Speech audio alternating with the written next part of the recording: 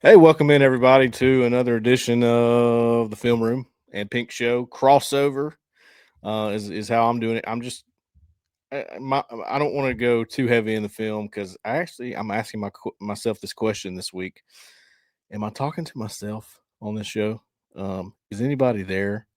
If you've ever seen The Water Boy, when Coach Klein comes out, he goes, "Does anybody have an idea? Anything?" No, seriously though.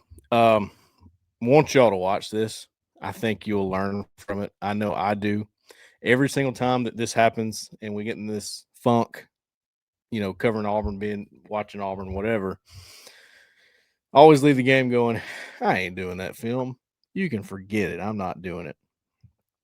And then Sunday, Monday rolls around and I go, all right, let me just take a look. And then I get into it. And I'm like, yeah, I needed this. I needed to do this. I just want answers. It pisses me off, to be quite frank with you, that they can't get it together because I really like a lot of the guys on the staff. Um, I'll say this about Hugh Freeze, and some of y'all will hate this, and that's all right. It's okay. Um, he has a great opportunity to be a smart Alec, smart A right now with some of the questions that are being asked him. And fair enough, all the questions are fair. I'm not criticizing the questions. It's just when you get to this point, a lot of people start to show their true character and can't handle some of those questions, right? I would say that Hugh Freeze is killing with kindness right now, and this has nothing to do with football. Just I hate the bashing, personal bashing when a guy's losing football games. I think that is childish. I think it's stupid. So I just, I got a good feeling watching him today talk to the press, and even again on Tiger Talk, where I don't agree with everything he's saying. I think there's maybe some excuses made there that I wouldn't say if I were him, but as far as his overall demeanor, I like that he's still acting like that. I like that he's killing with kindness. I like that he's not calling anybody out. He's not being a jerk about it. He's taking it in stride. Okay. That means nothing to a lot of you. It means a lot to me. I like that. So I just wanted to give him credit on that. I will go into film. I only did the second half of film for this game. I feel like the first half's kind of irrelevant. It's the same play script basically as the Georgia game, and I didn't do it, but I just know because I was almost calling it from the press box. I think you can go back in like the Pink's analysis thread that was going on during the game. I was pretty much I knew the plays. I've seen it. I've studied it. I could call it out as I'm watching, and I'm not bragging. I'm just that's exactly why. It's the same. It was the same kind of deal. So I felt like it was just wasn't that big of a deal to go through the first half. We're going to go through the second half. Want to look at overtime. It makes me mad. I will admit that. I will try not to get frustrated. Um, but we'll take a look at it and together in a few minutes. I want to talk a few things. You know, just about what Free said on Monday. What can he say at this point, guys? What can he say? I mean, you can't. You just do the best you can after everything that's happened. Again, the crazy thing is you could win out. It's not possible. I mean, it's not likely at all, but I guess there's a possibility that it could happen. I mean, they're in all these games. It's not like they're getting blown out or anything. Um, the question to me, the biggest question going forward is Jackson Arnold or Ashton Daniels or Deuce Knight? What do you do at quarterback? Is Jackson Arnold that big of a problem that you need to make the change now? You need to try to get out in front of that and maybe um, try to finish this season strong. And anything can happen if that's the case. You may have listened to Tiger Talk and heard Freeze say something about commitments coming. I think that's the truth. He mentioned D line. I think he's talking about Corey Wells. That shouldn't be a surprise to anybody. Tell you what, watch out for Jordan Carter, the Texas A&M commit. I'm looking for a flip there. I'll be honest. I think that a flip is on the way with that one. I almost, if I was doing a hot board like Jeffrey, I think I'd give Auburn the edge right now. No pun intended. He is an edge. He's not a D lineman, but part of it. I tell you what, guys, I want to say this. Auburn's defensive front, Auburn's front seven, dogs, freaking dogs. Their front seven is, I underestimated them. But They have a standard on that side of the ball, right? That the defense has a standard that they must adhere to. There is a standard on that side of the ball. If you're going to play for DJ Durkin, if you're going to play for Vontrell King Williams, um, all those guys, Rock Bellantoni, Weston McGriff, TJ Rushing. Nobody's really talking about him. Safeties are playing better. If you're going to be on the field for those guys, and it starts with Durkin, I think it's a top down thing from him. I mean, at this point, I would almost consider him the head coach of the defense. When I go to practice, I don't see Hugh Freeze around the defense much. There's not a lot of interaction there. He is the head coach of the defense. It's a lot like when Gus Malzahn was the head coach and Kevin Steele was there. He was the head coach of the defense. Okay. But again, if you're going to get on the field for these guys, there's a standard you must meet. If you don't meet that standard, you ain't playing. You can forget it. They will not risk putting you out there if they think you are not up to the standard.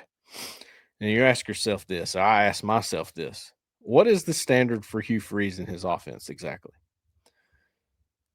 Going back and thinking of all the things he said in press conferences, all the things he said after big losses, even after wins, the standard for him seems to always go back to the talent. I think that's his key focal point. We have to get the talent right. We have to close the gap. We have to be up there with the teams on our schedule, all of them, not just some of them, all of them.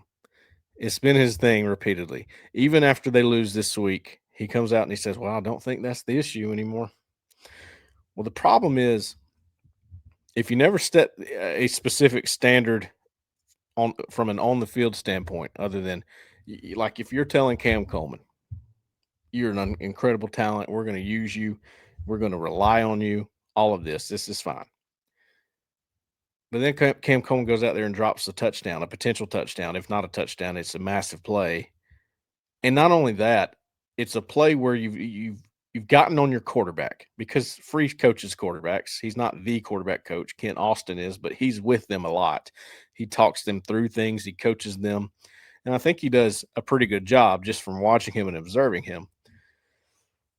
But,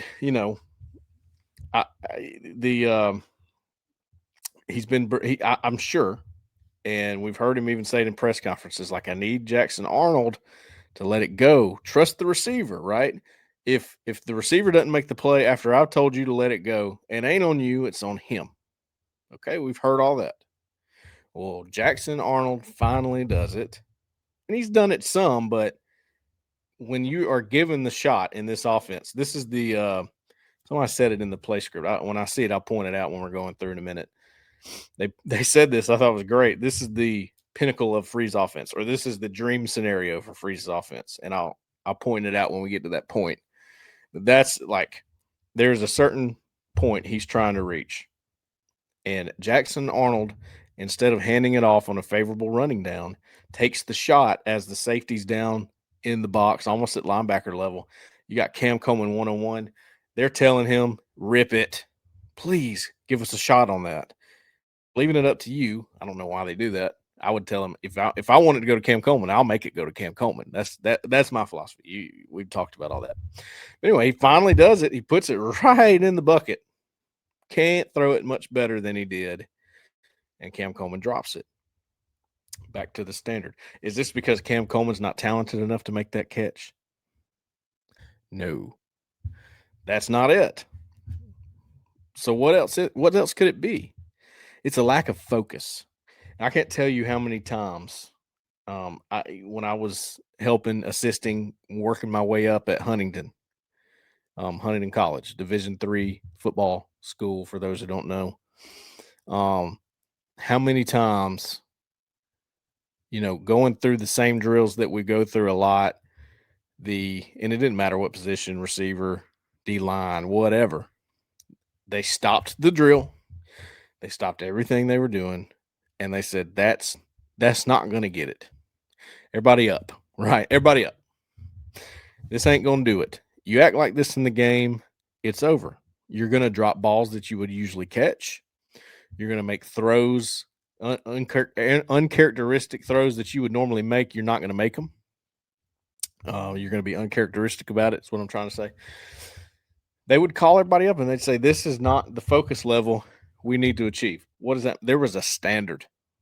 There was a standard that had to be met at practice. There was a standard that had to be met in the game, and it didn't have anything to do with play calling.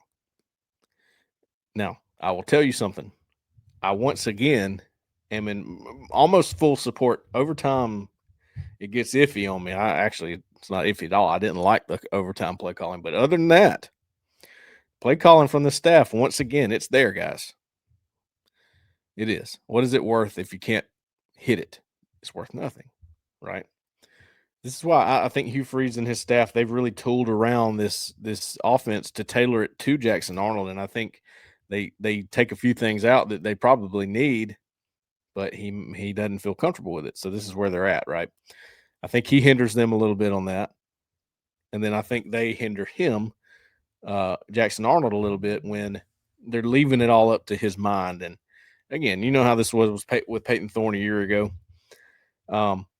It's the system, man. The system, it's you're going to make mistakes. There's human error involved. We've talked about this a lot on this show, and you have to account for that. You have to have a healthy understanding of Murphy's Law.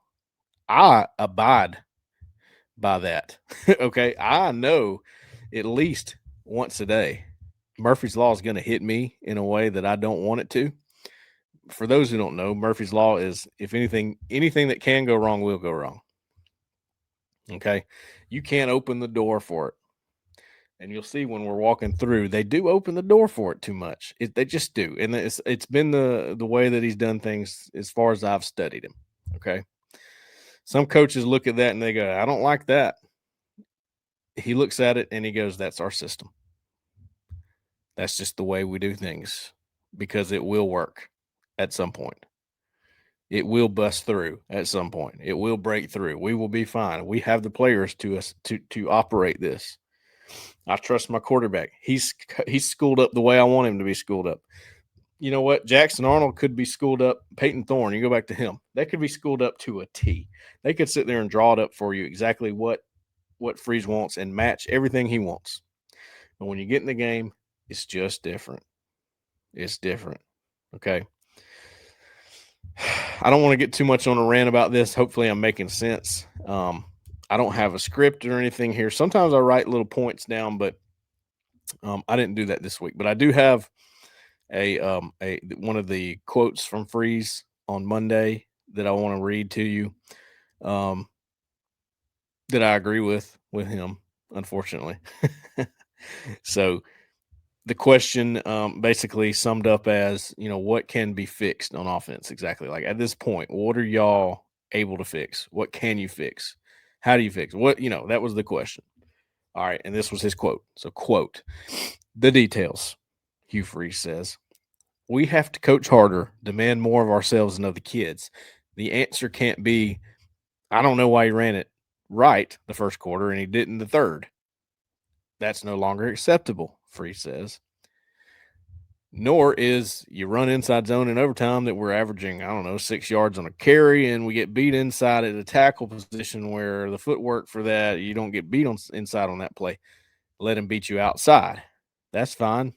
Whether it's the ball has to come out to your second progression, it has to come out and it's there, so turn it loose. All of these things he's given examples. Back to the quote. We have to demand more. Our coaches are very clear on how I feel right now about that, and hopefully we'd lessen maybe what we're carrying. There's zero room for excuses. All right. I like all that. Here's the problem. Too little, too late, right? It's too late at this point. That's the standard you set on day one. I'm not saying he didn't, but if he's having to say this at this point, there's a chance that, there was more emphasis on the scheme than that part of it, than the standard. More emphasis on the scheme than the standard. I might put that on a t-shirt or something.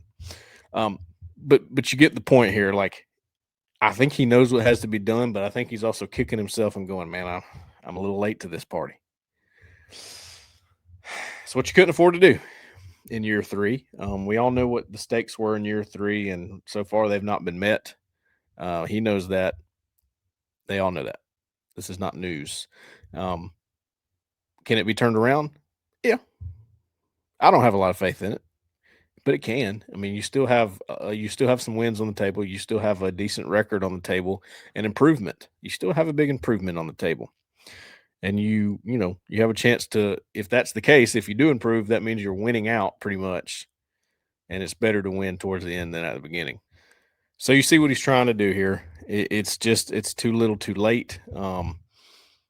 And I tell you what, I will say this: I watched a couple of things were shared on the board of John Summerall, who his name's being thrown around if Hugh Freeze is to not make it, which obviously they're going to see it through, and there's still a chance he can make it. But a lot of people want John Summerall, and I watched him. I've just been kind of studying him a little bit just in case we get to that point. I caught an interview from him after they beat Army, which was a close game, Tulane, this past week, and he said he had a quote that I loved, and it just seems like at this point he was big on the standard early on with his team, and I think they get it. He said, "We're tough." Oh, wow. He said, "I got a tough team. They're tough." He said, "But we ain't pretty yet." He said, "But hey, I tell you what, when you take tough and you take pretty and you put it together, that's how you become unstoppable. That's where you start getting tough to beat." And he said, "We're almost there. We're getting close to pretty. We're tough. We're not pretty." But you watch his teams and yeah, they look pretty. I mean, to me, without having to break it all down, they look like they're pretty fundamentally sound. I think that's why they end up winning a lot of games that are close. They can finish some of those games. You watch Auburn games and some of the fundamentals don't look right, and we'll see that on the film. It's a lot easier sometimes for me to walk through it and then explain it on film than to just sit here and tell you. So we're about to get into that, but I wanted to make that point about John Summerall. And then he made another comment right after that said, "But our coaches, they know that they know they know the standard we're fixing to get at." And he had this crazy look in his eye when he said that. Whereas I've seen that before, and I know for a fact, as an employee of someone who has that standard and that sort of a screw loose about it, like he's a little bit crazy about it. They're not fun to work for, but they get it done. Not fun to work for, but they get it done. So I just noticed that when I watched that Monday, and I wanted to explain it all and bring it all together. And what I'm trying to say on the standard, I see a very specific standard on the defensive side of the ball with DJ Durkin, and then on offense, I'm still trying to figure it out. What is the standard exactly? So let's get into the film. Going to it. Here we go, Zach. And thank you, whoever it was in my you're gonna get a how about you for it, so we'll wait until then. But you showed me how to use a screen brush. Check this out. Tab option. Oh no, it throws me off. Okay, well, maybe you have to be in the play. Okay, let's start with the film. So this is all from the second half. Kel Ellis, I want to take a look at him too. That's going to be important. This was the first play of the second half for Auburn. Jet GT counter read. Let's just look at it. Hang on, make sure my sound's off. We're good. Okay. It's kind of like the power read, but not. It is counter. What's option tab? Yes. Okay.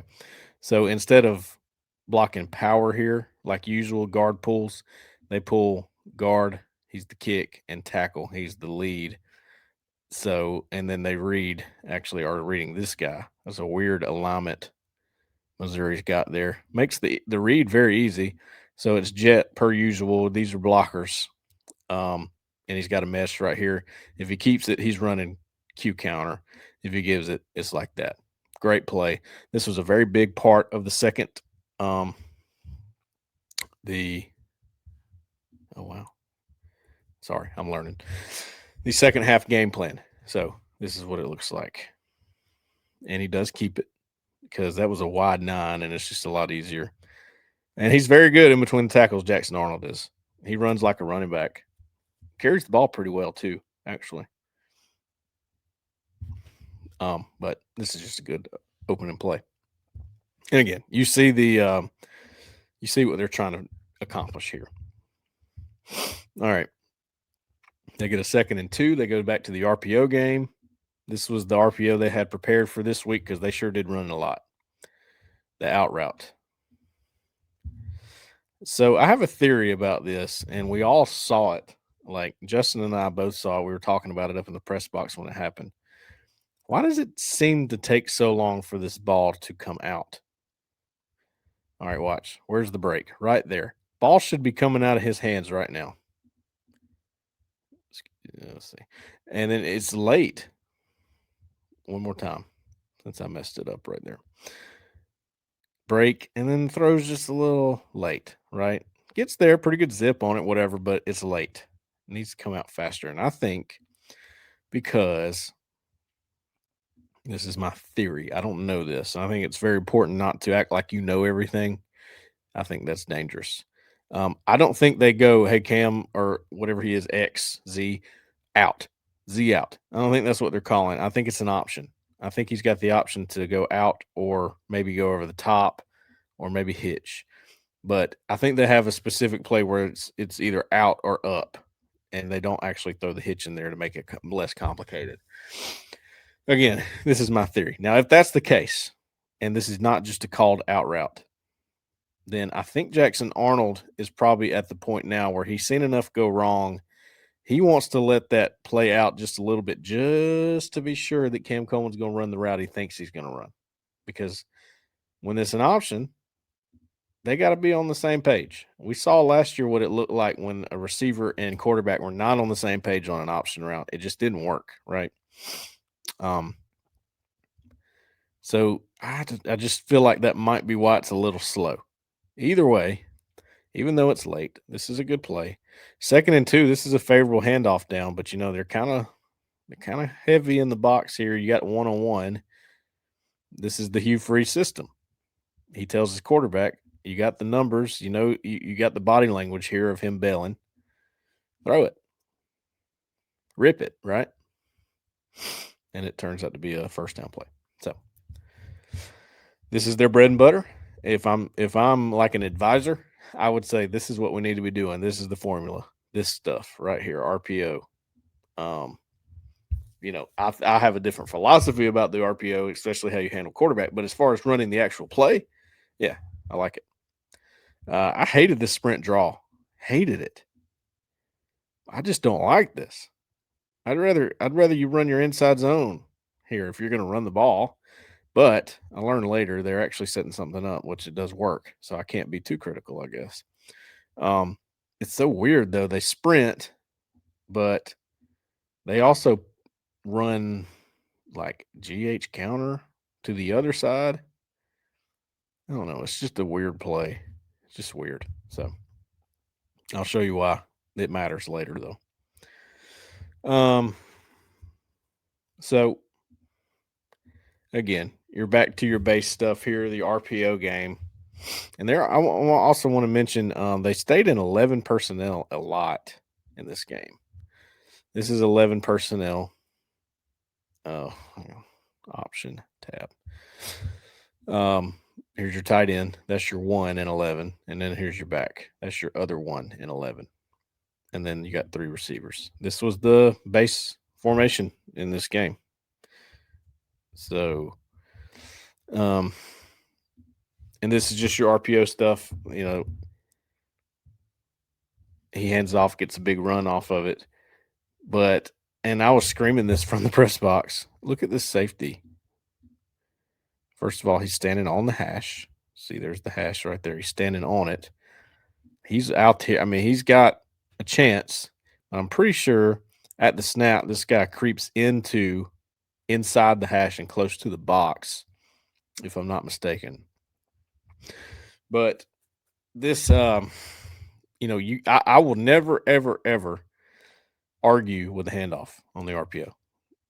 That's a rule I believe in. If your quarterback makes that decision to hand it off when he could throw it, not going to argue with you too much, unless I've told you otherwise, right?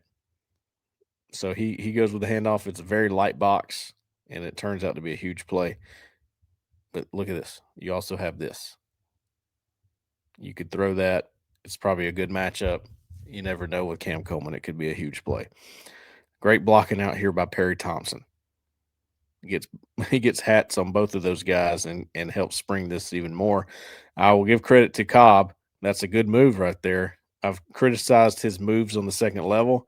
He gets through. Nice cut. Very good job. He's got a lot of speed. So that's a good play. That's a good play. You don't get mad at that. But you do in film. You go, now you had this. I just want you to know that. You can't forget about it, right? Let's see. I'm not going to show every single one of these plays. Yeah, let's keep going. This play kind of blew up because somebody came through the B gap. So now you got a 2nd and 16. Now we're going to drop protection. Drop back. Oh boy. Hold your breath. Right. And yes, they have a free blitzer through the B gap, but I don't think this one is. Yeah, there's not much they can do here because of the formation. You have your tight end here, your running back here. All right. Running back, tight end. It's still 11 personnel because here's your running back, here's your tight end. They haven't changed the personnel. They're just in a different look. So you don't have an extra blocker. You got 5. You got tackle through tackle. That's all you got in blocking here. And they bring all of these guys. They bring 6. So it's 5 against 6. You can't get mad at the offensive line here. What has to happen is Jackson Arnold, once he sees 6 coming, he knows he's only got 5. He's got to make a play. He has to do something with the ball and, bail, basically. And he does. And these are the reasons why Freeze is going, now, this was pretty good right here. This was a great play by Perry Thompson. This was the same. They had this route combination all night, and I hadn't seen it all year. They pretty much prepare things for different games, like a long hitch and an out. Long hitch from the slot, out from this guy. And there's so many times they could have gone to this that they didn't, and Arnold chose not to. And they went to this slot a few times. It's a great play by Jackson Arnold. He knows that there's a free blitzer. And again, it's not on the offensive line. There's 5 against 6. That's going to happen in that case. And he goes and he runs and he finds Perry Thompson, who makes a great play. It got reviewed and it stood. Auburn won 2 reviews in this game. Officiating was not bad. The call later was not good. But as far as the game in its entirety, it was officiated well. All right. After that completion, you got a 3rd and 4. 3rd and 4. All right. They go drop back. This ball has got to come out, in my opinion. Got to. Okay. You got a couple things happening here. On this side, you've got a spot route, which is like, let's see. I need to watch it again, but let's see. Okay, I see.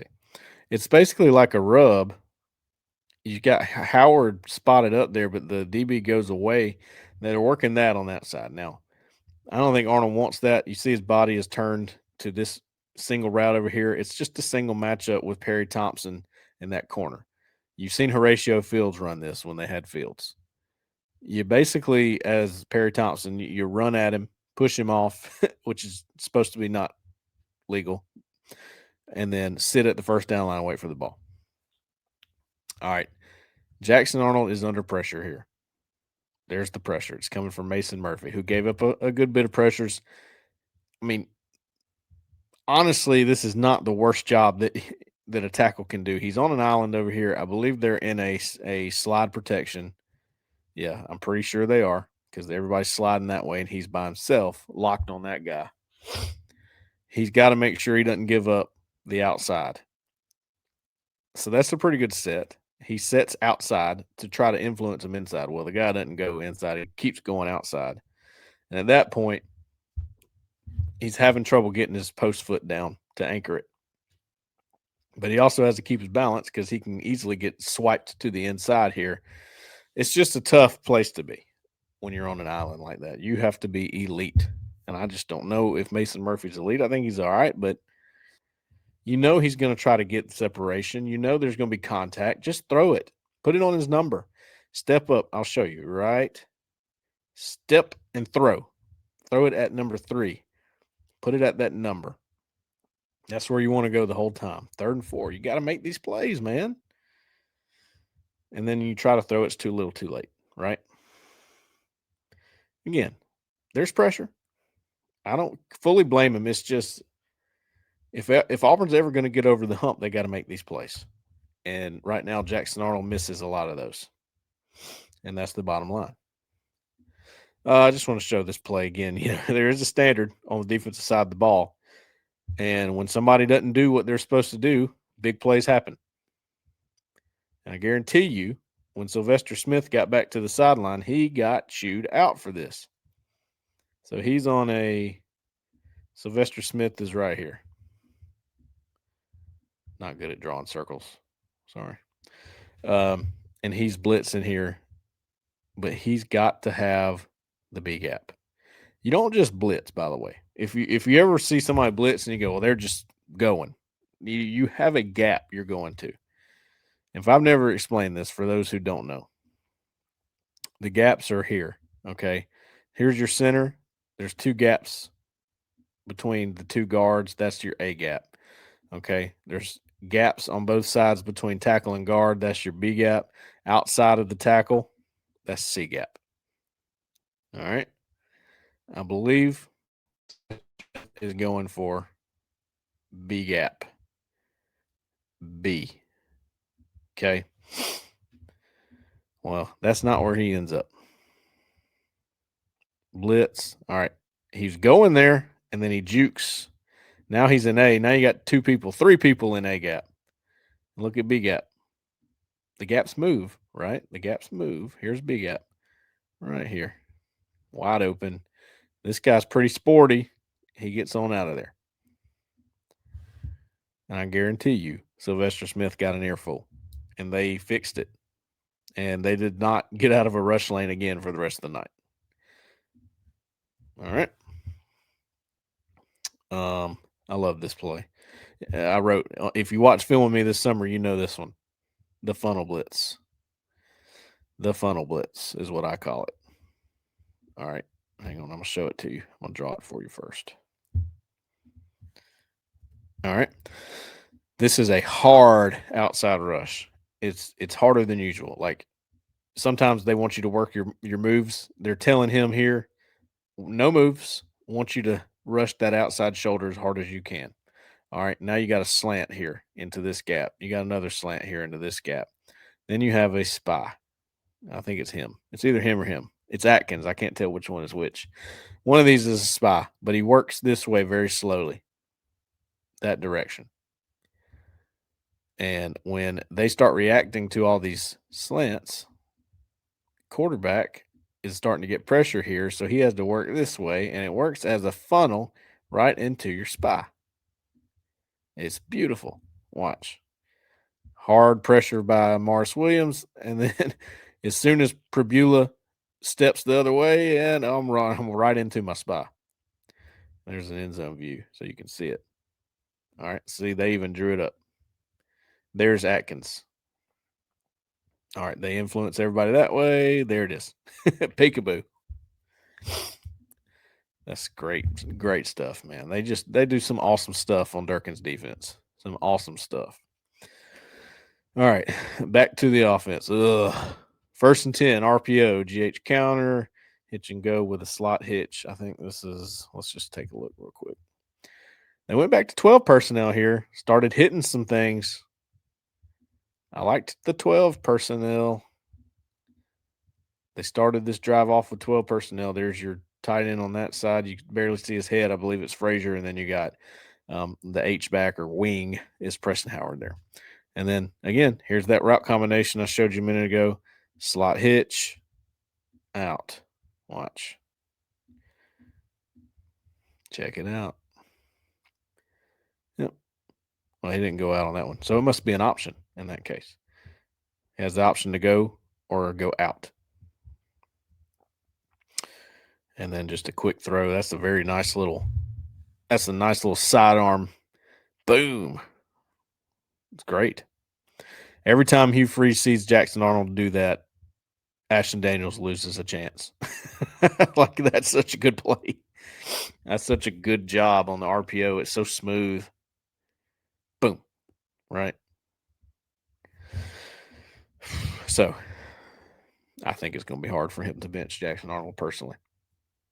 I at this point just want to see a change. Like, what does it look like with Ashton Daniels? Because you're not winning anyway. Okay, he makes good plays, but what are we looking at exactly? You know? All right, so this is the exact same play that they just ran. I literally just copied and pasted it because it's the same play. But after the first down, they went tempo. They got a different result. They hand it off.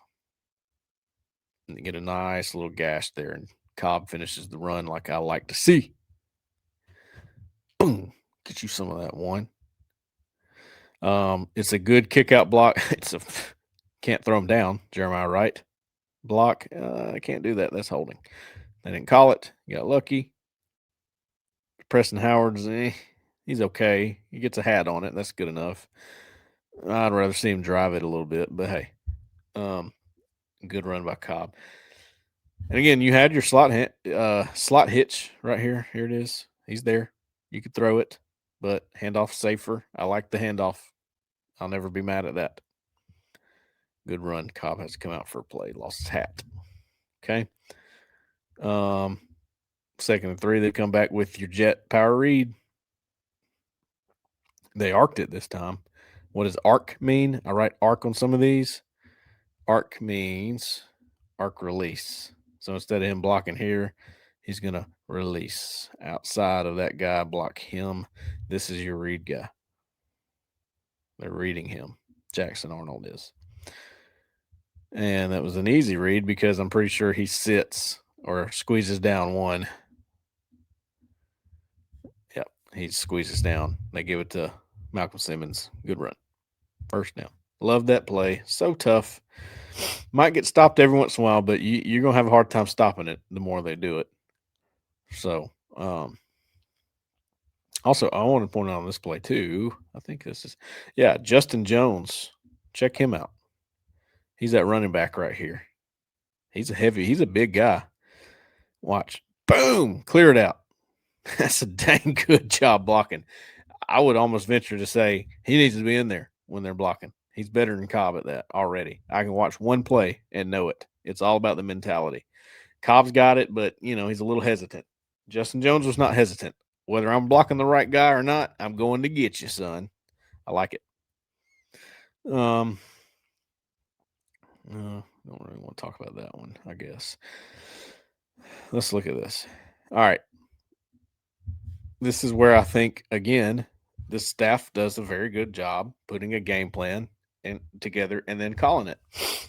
All right. I'm going to just run this play until the snap. All right. Stop. What do you think's about to happen right here? Let's go back. You saw the motion. Jet, power, read. Right? With an arc. Reading this guy. We've seen it. We've already seen it 3 times this half. No, that's not what it is. This is, I think he runs, you got a tight end here. I think he runs a post. I think he's got a wheel. And he's out in the flats. So his is a deeper wheel. He's got a shorter, like half wheel, and then he's like your safety route out in the flats. Play action off of the power read. They even pulled the guard. Beautiful, beautiful design, beautiful play calling. Great idea. It's ruined by your blitzer here. I mean, not your blitzer, but your edge that's would technically be your read man. That's why they pull Jeremiah Wright to get him. They don't expect him to come screaming upfield like he does, number 11 down here. Then he ruins the play. What could have been a pretty good play, I think. So I love the play call. You got to take those kind of chances. I love play action. That's different than drop back. Okay, play action's different.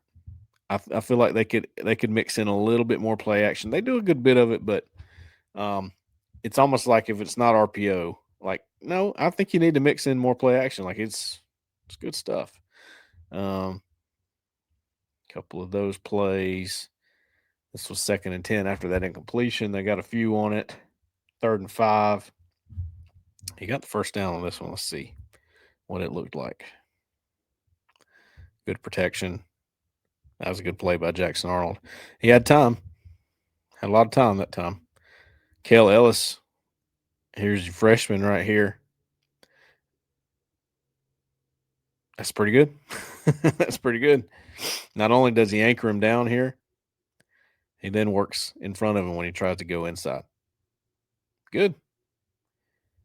Great protection. Jackson Arnold delivers on that one. You pretty much got like spacing here. They're all just sitting in the holes. He scans all the way across, finds Cam Coleman. Good throw. A lot of zip on it. Pretty good time clock there. Got all the way to the last read and made the play. Very good. All right, back to the jet counter read on first down. They get a first down with it, it looks like. Yep, they hand it off to Cobb here.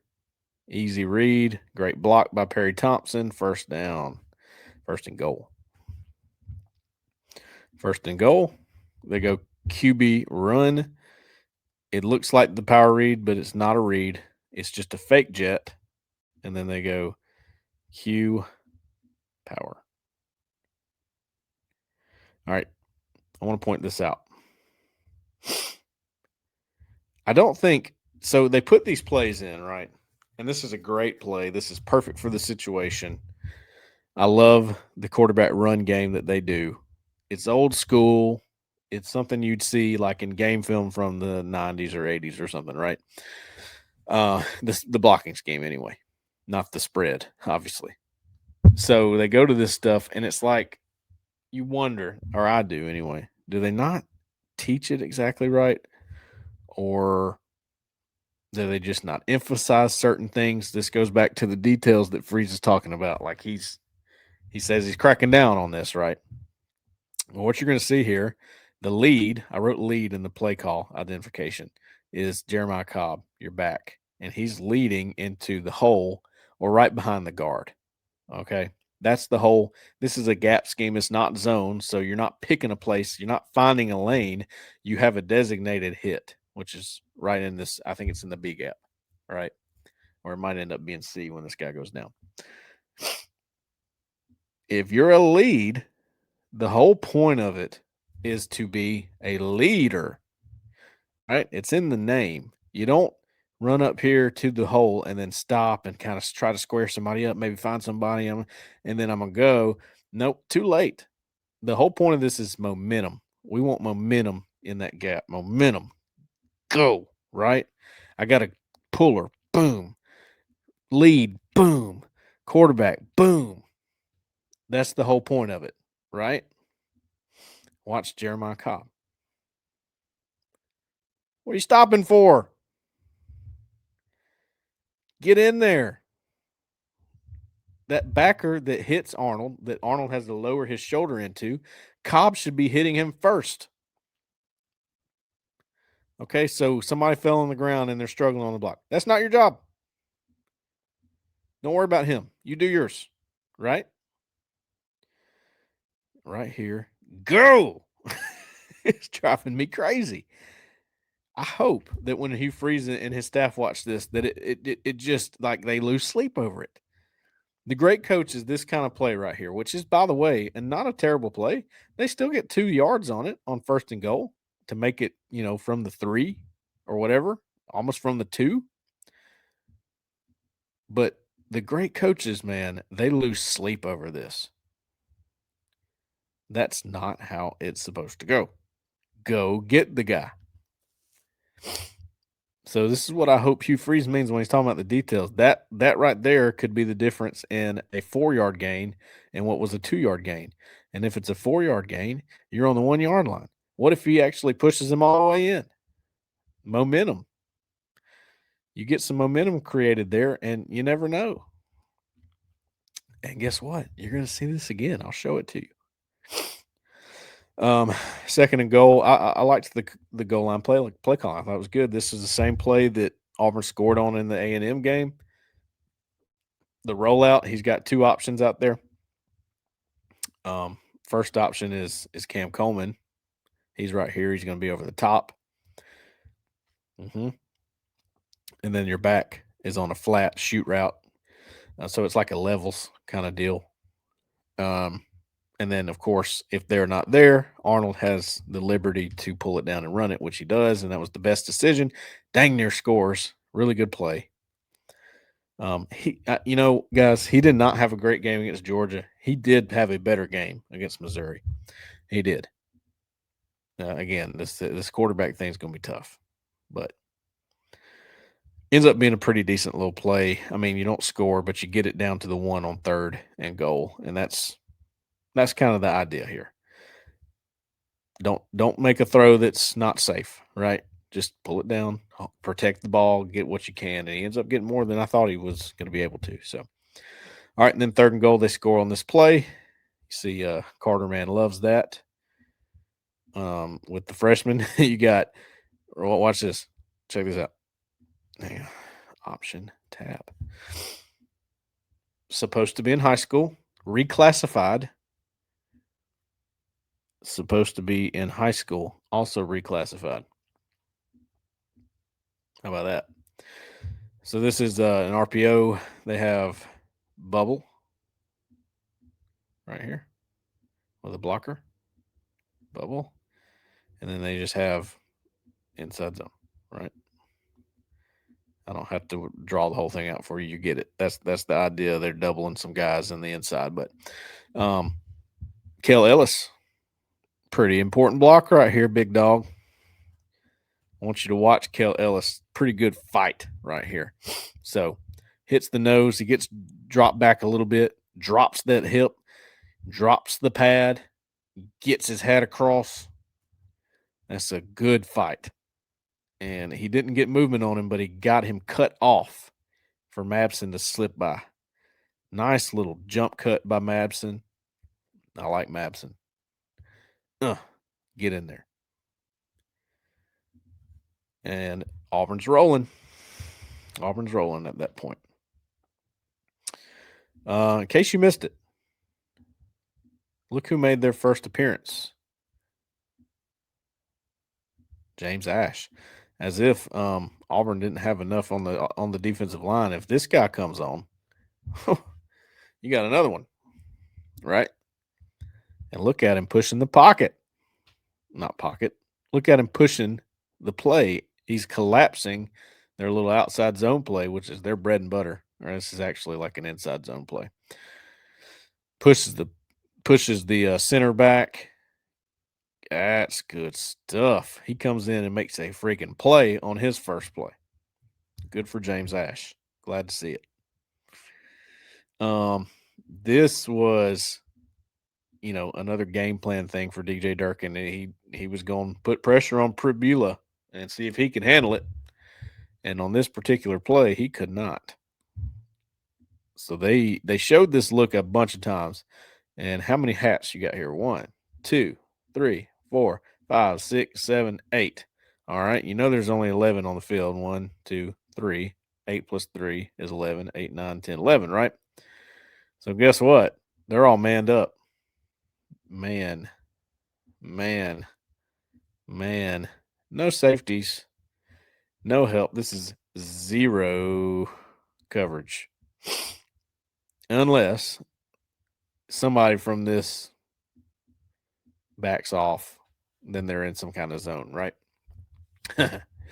Ain't nobody backing off from here. They sent 8. and Missouri doesn't have near enough to block for that. Xavier Atkins comes free in the A gap. Rushes Prabula, and it is a big time play for Auburn. Almost a pick by Kinsley Lador Faustin. Kind of wish it was. It would have been great for him. Would have been good field position, all that. But either way, the idea here was we know by our alignment they can get an underneath route, but we're banking on that rush being a problem. And it sure was. It's ballsy. It's a ballsy call. I love it. Lived and died by it. I'm okay with that. Because at least at the end of the day, you can say, well, we had an idea, we went with it, and we stuck to it, and we believed in it, and eventually Prabula's gonna figure it out, and he's gonna hit one on them. But they sure did make some plays off of it. It was a good idea. Back to Auburn's offense. First and 10, RPO inside zone insert with an option. All right, they came back to this insert. That's what I'm calling it. I think we called it lock. Just lock. I think we just called it lock when I was at Huntington. We had something very similar to this with your H back there. So basically, he's like a plugger. I drew this up last week. They ran it last week. I think he plugs in the A gap here, and then you got basically single man blocks, which I don't love so much. I don't really love it. I like the combos better on the interior guys, but watch this.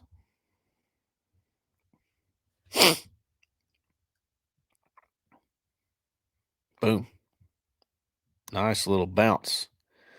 And I think part of this play is, you have this little walk-up backer right here. Excuse me. And he's kind of influenced by that H-back going inside. His eyes are there, and he starts creeping that way. And then when you bounce, he's out of place. See? And then Cobb is, gosh, that burst is good, man. That's a great run. All right. I called this one mid-zone. I don't know why. I can't remember. But first and 10, yeah, I mean, it's kind of like a mid-zone, inside zone, whatever. You get your shot. Very easy. This should be easy this should be textbook for Jackson Arnold. As soon as he walks up to the line and he sees old cuz right here, safety, who's usually back here with the other safety outside the hash, he's walked up. You know why? Because they're getting gashed in the run game. This is let's see. Let's see if this is where that comment was. Oh, it's later in there, but it is. I'll point it out when I get to it. But he's walked up. Easy. Go to this every time, right? Again, I'm not mad about a handoff here whatsoever. Nobody. I don't know. Maybe Freeze would be. I wouldn't be mad about it, even if it loses. Like it's safer. I get it. This was your decision, whatever. But you have a hard time passing this up when this is the look. This is the guy you're paying to go and make these plays, right? And he does right here. And I'm going to tell you something.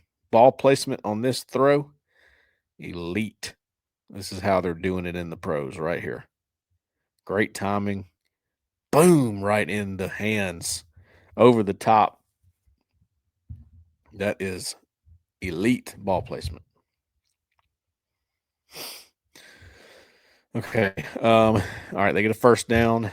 They go with tempo here. They go with their quick screen. This was a different little RPO.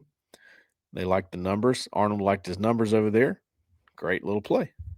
He could have handed it off, had the option, but he went quick screen. Almost takes a little too long. Like I would tell him, don't even worry about the running back.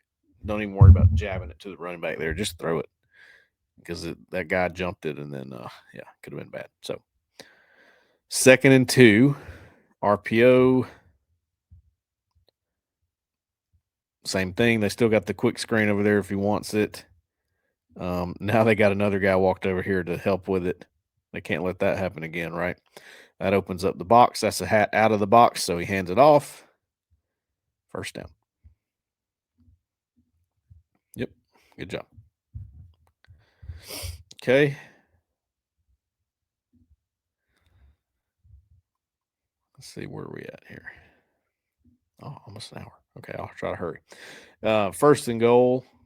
Here's another goal line, inside zone. Um, and he has the okay. So this time he's got it. He wants to throw it, and Coleman goes inside instead of outside. I don't know exactly why I did that, but I still think there's a throw to be made here. That safety's not staying with it. So instead, he just kind of eats it and follows the back where he would have handed it off, and gets a couple. So it's not the worst play ever, but again, I think this is one where Freeze would go, you need to throw that, man. Throw it. Just give him a chance. It's on him if he doesn't catch it, not you. Put the ball in the right place. All right. Remember what I showed you about Cobb? Here's that play again. This is a lead, and at least that's what I'm calling it. And this is Q power, or it's really not even power. He's a kicker. It's really more like counter, just in a different way, but I'm calling it a lead. So your backside guard pulls, kicks, and then you have a lead. So again, here let me draw it again. Go, go, go, and then he's gonna go right behind you. And again, it's a momentum thing. They need it moving forward. Watch Cobb. Where's he going? Get in that hole. Just like you're the running back with the ball in your hand, except you're going to hit somebody. I would like to see Justin Jones on this play. I like the way he blocked on that other play. You know, that annoys me. Again, this is that detail. It's a game of inches. You get the little details wrong, you don't score touchdowns. And this is where it all goes haywire for Auburn because they got a chance. They've already put the knife in the back. Now you get a chance to twist it, and you don't. And then you're right back in a dogfight you don't want to be in. And then this was the third and goal play. It's a high snap. That kind of stuff. Freshman who's supposed to still be in high school, it's going to happen. It's unfortunate. Going to happen. And they've got it set up for the pull. You see Howard here, he arcs.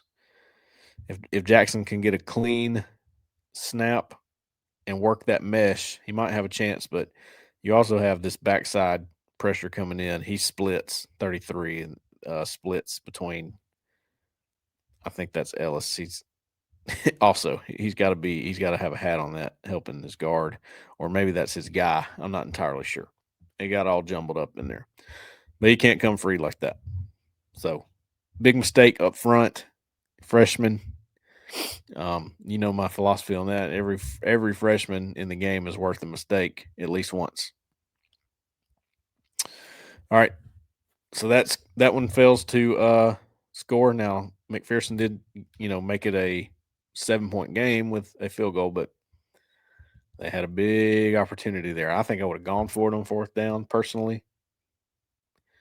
Risky, sure, but I don't know. You had a chance to twist the knife. You don't get that chance very often. All right, back to the next drive, 1st and 10. They go right back to their, rehearsed RPO, which again I'm all in favor for. They hand it off. Don't get a whole lot. Check this out though. You didn't see it, did you? Or maybe you did. All right, same action we've been seeing. Slot hitch and out. Look. Okay, so before the snap, this guy's kind of in the alley, but he starts creeping in, and then he's pretty much in the box. If you're going to have the double option, you can't get mad at him. He thinks that's the better option. That's where it's tough, man, because you're telling him, all right, we need to hand it off. We need to hand it off sometimes, man, because it's just safer. It's better, like I've been saying. Got to hand it off. And then when there's an open thing like this, he'll go to the sideline and freeze. Why didn't you throw the slot hitch? What are you doing? It's just like, as a quarterback, it's got to be the most frustrating thing, man. I can't imagine. Like, I thought you wanted me to hand it off. No, it's like I could see myself getting very frustrated with that. All right, so I use this GIF right here because the very next play, evidently, like I said, Freeze goes, dang it. If you don't, I'm calling it again. If you don't throw the slot hitch, I'm kicking your tail, son. They run the same play. Just throw it this time. Yes, sir. You got it. And that was the next play. So now you got a 3rd and 4. I believe this is a protection issue. Not really. I mean, it wasn't terrible. You can't see really what's going on. They got a slot fade on the top of the screen that you can't see, and then they got the little slant arrow going on. I'll show you what it looks like. Let's see, option tab. Okay, he's running out like this, and then you got a slant coming across, and that slant comes open. It's got access, basically, but then you have a slot fade over here, and that's where Jackson Arnold is looking, right? It's Mason Murphy again that's causing a little bit of the issue. He gets beat inside. Now, this is one of those twists. You see, they're trying to execute a twist because you'll see he pops out like he's in contain. Number 7 does at the end. Mason Murphy's trying to work it. He's trying to. It's tough. Just the fact that he closed down on it and did not allow it free is somewhat of a win. Now you got to finish it. You got to get your head across or something. But if he does that, then your number 7 comes out free outside. So this is why people twist. It's tough. It's hard to deal with. And they actually slowed it down more than they have in recent weeks. Now at this point, let's stop it right here. All right, this is where Jackson Arnold decides he's not going to throw that slot fade. It's just not there for him. He's going to try to take off into this gap. He knows he's got a slant coming backside. I wish that his mind would just go, and I got that slant. Let me at least look at it as I'm taking off. And if he did, he can throw it. And this is a good play if he does. Now he's getting sacked, but I'm saying, okay, instead of taking off to run, turn to your slant right here. All right, if you do that right here, you got a chance to get rid of it. Now he's coming. It's tough. But you see what I'm saying? His mind, and there's so many options. Like there's a slot hitch. A slot fade on this side, slant arrow on this side. I can take off. I got drop protection. It's like at some point, and it's okay to have all that. It's not wrong. Don't you just want to go, look, this is 3rd and 4. We got to find a way to do it. I don't want too much on his plate right here. Can we, can we do something where it's like one read? Maybe that's not enough to convert, It's tough. It's hard. It's hard to figure it out. Like I said, though, the best ones, they do it. Let's see. All right. Robert Woodyard had a fantastic game. I just wanted to point him out a couple times. He is right here, I think. And he is blitzing in, I believe, the A gap. Let's see. Yep, he's going through the A gap. When I watched him in high school, I wrote this. I thought, man, this is sort of a different kind of athlete than what Auburn's been getting. And what I mean by that is, like, watching him play offense or when he got the ball in his hands, he had some moves like he's been playing backyard football all his life, and it's just natural, right? I just hadn't seen a guy like that play linebacker at Auburn, and you see it right here. And he's on the blitz. He's got this subtle little head fake, and it gets him loose, and it's just good. And I think there's an end zone view of this. Yeah, watch him. He puts a little move on that back, and then it's like the back's going and doing it. He's trying to meet him in the hole, whatever. But if you ain't running your feet against Robert Woodyard, he'll juke you. And he did it right there. He gets free, makes a huge play. And he had a bunch of huge plays. Sprint draw. Gosh, I hate that. And then they pull the guard and make it look like GH counter. And I just don't understand it. It's so jumbled and weird and discombobulated. Like the only way I think it works is if you have your tackle out here reach that guy and then go outside. Otherwise, the scheme just doesn't make sense. But the whole time, they're trying to set this particular play up, and they got it done somehow. So what you got here is, I think he's running like a post.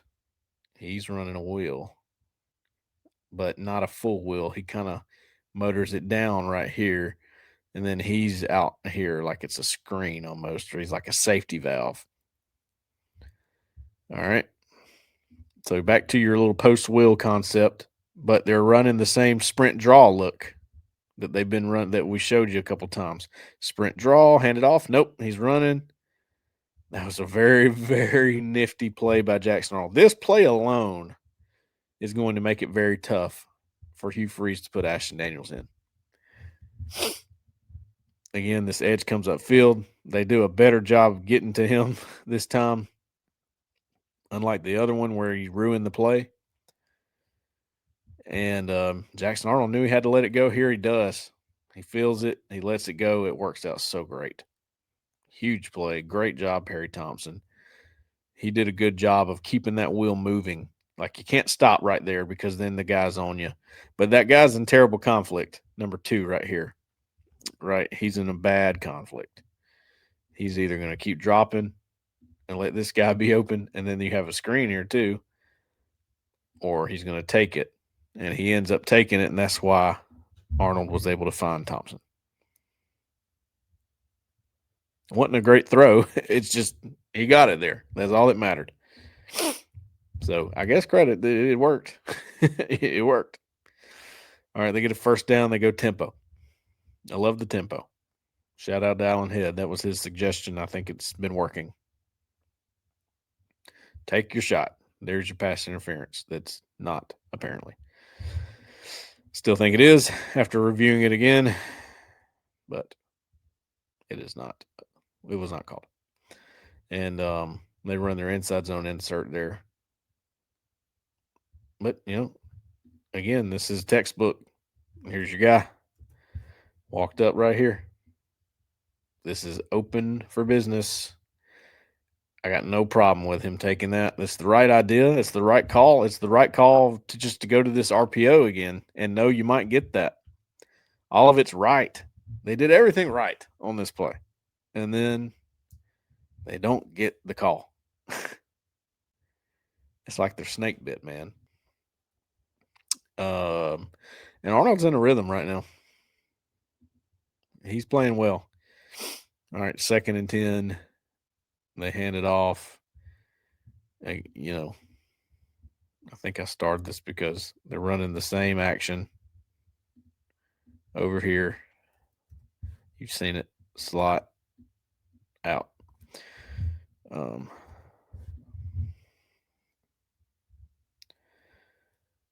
And the out. Whoo, buddy. You throw that, you got a big play. But again, hand it off. And again, this is where he'll go, Jackson, why did you not throw that out? Because we're trying to get a better third down, and then they get into the discussion and it's like, ugh, can you just tell him what to do? Like, take that part out of it. It's getting on my nerves, man. I can see it when it happens in real time. And I see it again on film and I get mad again. Okay, I'm hurrying, Zach, I promise. I know you got to go to bed. I do too. It's past my bedtime. Here's the drop again. Perfect play call, man. Nothing wrong with this. This is good. Like, the detail here that needs to be coached up so badly is Howard. Would you please make the catch? Like, focus. Give me the catch. Don't worry about getting the first down here. You let us coaches sort that out later. You make the play you're supposed to make. Right? We got it schemed up. It was a really good scheme, too, because it was not your typical post wheel. It's a wheel, and he's got the mismatch because he's having to chase. They actually do a slot fade where he's basically pushing him off to open it up. It's a great little scheme right there. But they can't get it done because he drops the freaking ball. And this is a great anticipatory throw by Jackson Arnold. Puts it right on him. Nope. Can't have nothing. Can't have nothing. And here's another play by Woodyard. Just want to show this. Woodyard's in the middle. I think. No. That's incorrect. That was Atkins. Woodyard is right here. Another very athletic play. Creeps up, makes the guy miss. Can't teach it. That's just natural. That's just where he's going. I'm feeling it. And you can't touch me. That's such a good play. Such a good play. Looks like him in high school again. He's comfortable right now. Comfortable. They go to the 8 walked up and they send them all 0 across man coverage. And then Jay Crawford makes this play. So there it is. That's the play Auburn needed to win the game. Then give it back to the offense. 18 seconds to go to overtime. That was great, man. It's fantastic. Again, the balls it takes to throw that. To call that is. Let me just walk through the play calling in overtime real quick. This was the first possession. They're just doing your RPO game. I love it. I have no problem with that whatsoever. Run your RPO game. That's what got you here. I think that's what you need to keep doing. This is good. Again, could you throw your out? I think so. I think you could, but the handoff is safe. It's overtime. You better be safe. 2nd and 8. This is where things go awry, I believe. Yeah. Mason Murphy gets beat. But again, drop back on 2nd and 8. Why? Why are we doing it? What are you thinking? Drop back is the worst thing you could possibly do right here. Somebody's either going to get beat or he's going to hold the ball too long or somebody's not going to be open. They're just not good enough at it to do this. You need to go back to your RPO game. Maybe even run the same RPO and throw your out this time if they're in the same thing. This ain't it. No. 3rd and 17. Now they got no choice. They got to do drop back. I don't even know what this play is. I didn't see it. Can't see everything. There's a 3-man deal going on to your right. It's trips. Arnold ends up throwing it away because Mason Murphy's getting killed by Zion Young. It's not a good rep. He didn't set very well that time. He sets, but he didn't keep it going. Can't get beat to the outside if you're on an island out there. So throws it away. They take the field goal. Of course, they miss it. All right, this was awesome. This was the 3rd and 4 for the defense of Missouri's first possession in overtime, which, if they score here, it's over. I think this is a zone, like a zone where everybody kind of sits around here, and just they're not allowing anything to happen around that first down line. But there's one little deal here. Sylvester Smith is locked up on Brett Norfleet, who is their 3rd down guy. So they just man up right there, and they do zone everywhere else. They just lock onto him. Boy, was that smart. And then you got Atkins sitting here in the spy. Great pass rush right here from Dallas Walker. Just pushes that pocket. And then Xavier Atkins is right there waiting for it. Keldrick Falk. Just great stuff, man. And then here's the one. They go everybody. They send everybody. They go 0 coverage, and Perbula finally makes a play on it. Give him credit. It's a really good play. Really good execution. They'd seen it enough at that point. You hope that you wouldn't have to get to that point again if you're Auburn, of course, but there they are. Hate this play call. Terrible, pathetic, awful. What are we doing? Where's the RPO game that got you here? What is this? You don't even – so they're faking speed option. They don't even run speed option. They don't even run it. What are you faking? It's not believable. Dang it, man. Okay. All right. This one wasn't terrible. It's a sluggo, which is a slant and go. I like the idea. So he's going to run like a slant and then go, but they don't bite. I think if it's run over here on this side, they have a better chance of getting it to bite, but I don't know that for sure. I just think that I don't know it for sure. They end up getting a little bit out of it. Jackson Arnold makes a good play in a messy pocket. Actually, it's a good pocket. That's pretty good. And it held up. It held up good. Chaplin's doing work out there. He's leaning on him, but it's working. He's so big. And then another play call that I hate. And I think Hugh Freeze referred to this as inside zone. It sure doesn't look like it. It looks different than their typical inside zone. It looks more like a wide zone or an outside zone. And it's not outside. I wrote outside, but it's not because he's not trying to reach. He's going inside out. But again, this is Miller, and like I've said, he's had trouble, man. Don't know why it's been so rough for him lately, but his balance is off. He's just not as powerful, and can't let that guy get upfield on you like that. You got to get him moving. Either way, this is just not a great play call right here, and they don't have an RPO attachment. I don't know. That just seems to go away from what they do.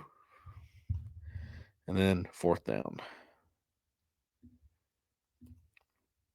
It's a mesh, so it looks like here, and then he spots up. You've seen it.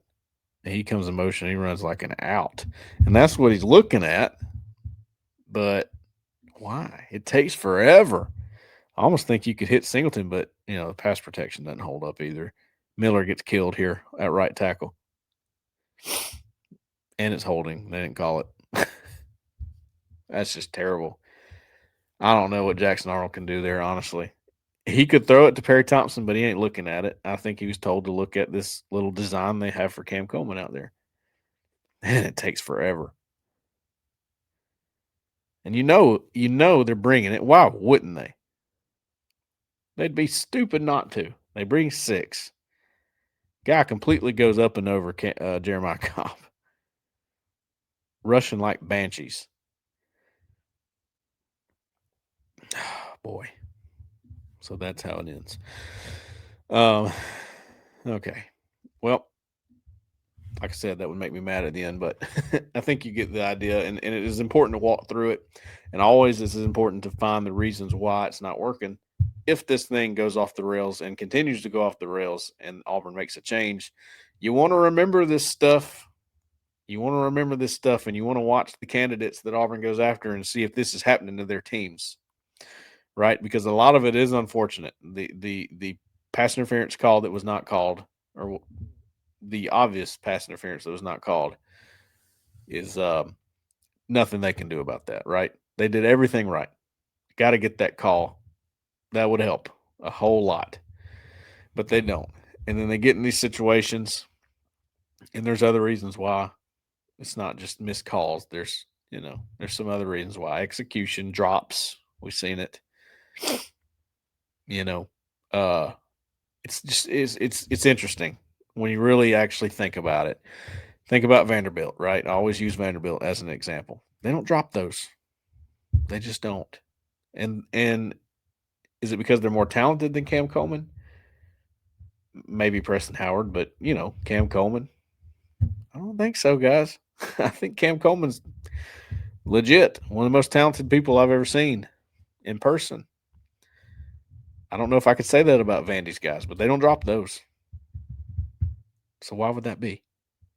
Focus. How do you get focus out of them? It's not easy. The best coaches know how to do it. We'll see if Hugh Freeze and the staff can come together and get them more dialed in. And if they do, they'll start winning these games. It's really as simple as that. But is it too little, too late? That's the question. I think it might be because you kind of have a foundation in place now. Let's see what happens. I'm interested. It's interesting to see what they do at quarterback. Like I said, I think it's going to be tough to replace Arnold because a lot of this stuff he did was pretty good in this game. So we will see. Hopefully, y'all enjoyed this. Hopefully, you're with me, and I didn't just record a show just to do it. I hope you guys watch it. Hope you guys have questions about it, want to talk about it, discuss it, whatever the case. Again, I said it last week, but this will be on YouTube after about 48 hours of it being on the board, the corner, the bunker. You guys eat first, but I do want to put it out there on YouTube. So we're going to do that. But after, of course, you've gotten 48 hours to have it to yourself. Appreciate you guys joining me. If you did, I think you did. I think a few of you did. Let me know in the comments. Let me know what you thought. Do you disagree? Let me know. So, as always, appreciate you guys. Thanks for sticking with us during this time. Can't thank y'all enough for that. That means a whole heck of a lot to me and to the rest of us, to the rest of the team. Appreciate you watching. Hope you learned something. Never pass on a playmaker. See ya.